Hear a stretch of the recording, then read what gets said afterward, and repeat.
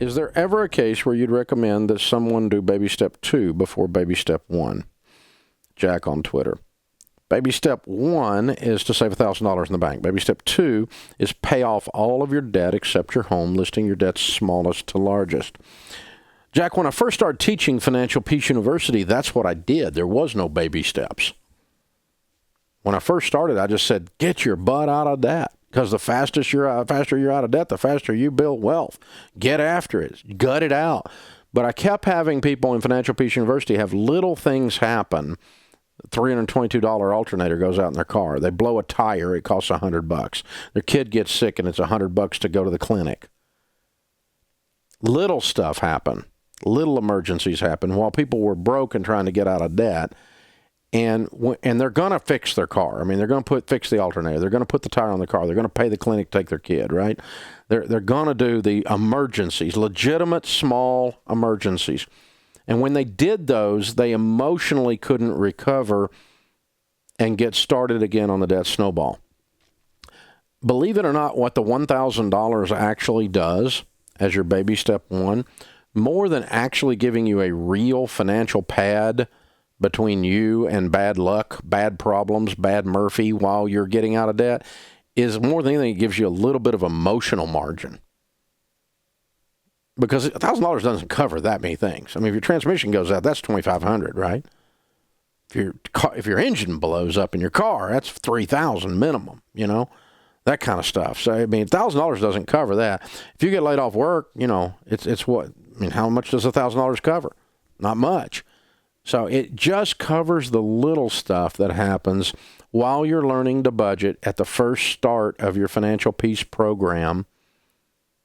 As you just start, the 9 weeks of courses, right? The 9-week course, and you start going to the lessons, and, you're doing the Total Money Makeover book, and you're really doing your every dollar budget. And as you get started doing that, I don't want little things to knock you off the track you're on to change your life. And that's what $1,000 does. It really, from a practical mathematical level, is not enough. Obviously, it's not enough. We didn't intend for it to be enough. We want you to get out of debt.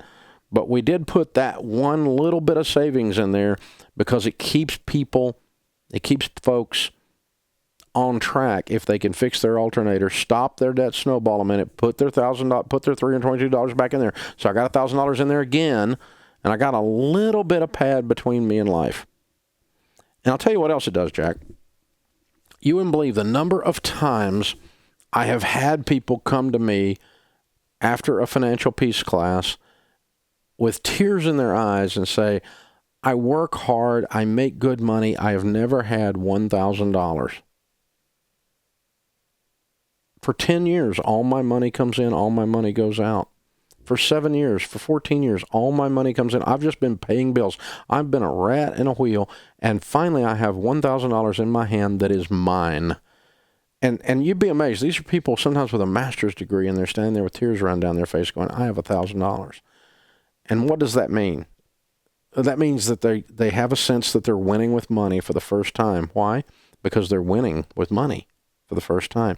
It is truly a baby step. But it shows you that you're getting traction. It shows you, I can do this. It tells you, I think this is going to work. I believe we can do this. And there's so much encouragement comes from that one little act of, in the first month, most people do it.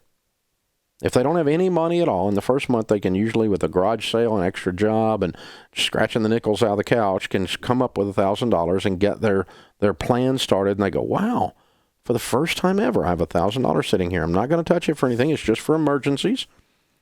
But wow, I really did it.